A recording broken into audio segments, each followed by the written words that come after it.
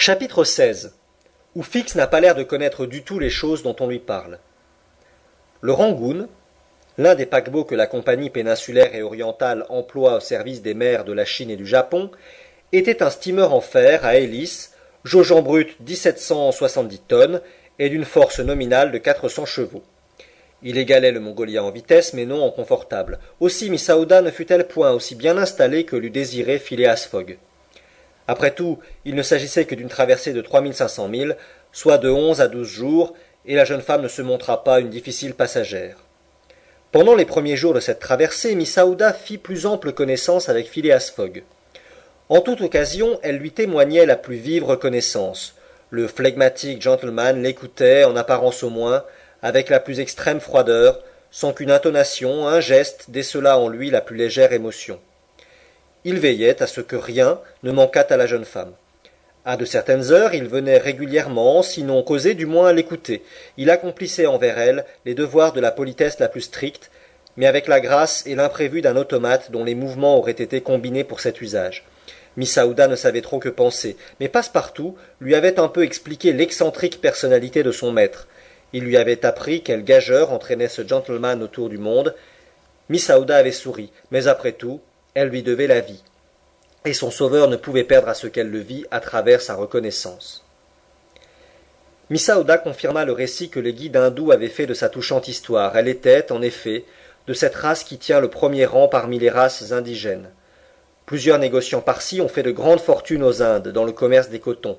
L'un d'eux, Sir James Jejeeboy, a été anobli par le gouvernement anglais, et Miss Aouda était parente de ce riche personnage qui habitait Bombay.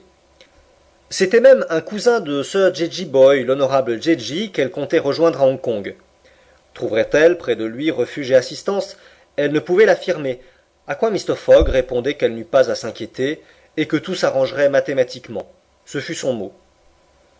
La jeune femme comprenait-elle cet horrible adverbe? On ne sait. Toutefois ses grands yeux se fixaient sur ceux de Mr. Fogg, ses grands yeux limpides comme les lacs sacrés de l'Himalaya. Mais l'intraitable Fogg, aussi boutonné que jamais, ne semblait point homme à se jeter dans ce lac.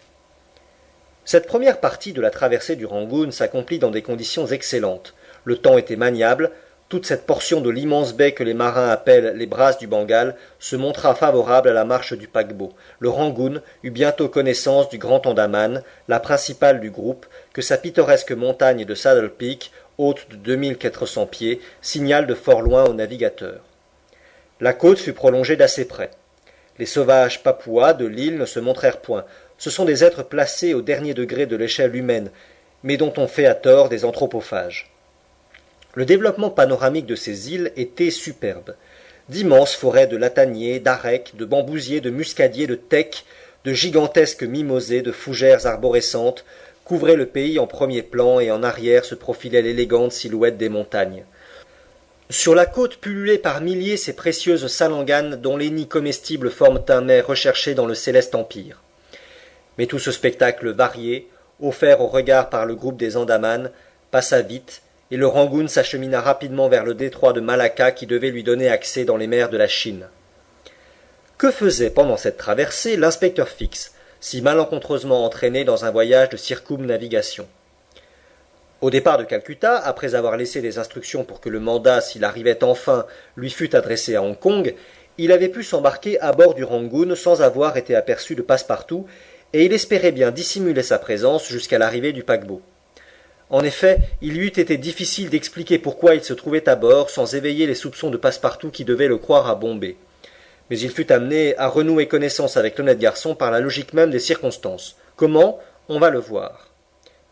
Toutes les espérances, tous les désirs de l'inspecteur de police étaient maintenant concentrés sur un unique point du monde, Hong Kong, car le paquebot s'arrêtait trop peu de temps à Singapour pour qu'il pût opérer en cette ville. C'était donc à Hong Kong que l'arrestation du voleur devait se faire, où le voleur lui échappait pour ainsi dire sans retour. En effet, Hong Kong était encore une terre anglaise, mais la dernière qui se rencontra sur le parcours. Au-delà, la Chine, le Japon, l'Amérique offraient un refuge à peu près assuré au sieur Fogg. À Hong Kong, s'il y trouvait enfin le mandat d'arrestation qui courait évidemment après lui, Fix arrêtait Fogg et le remettait entre les mains de la police locale. Nulle difficulté. Mais après Hong Kong, Un simple mandat d'arrestation ne suffirait plus, il faudrait un acte d'extradition. De la retard, lenteur, obstacle de toute nature dont le coquin profiterait pour échapper définitivement. Si l'opération manquait à Hong Kong, il serait, sinon impossible, du moins bien difficile de la reprendre avec quelque chance de succès.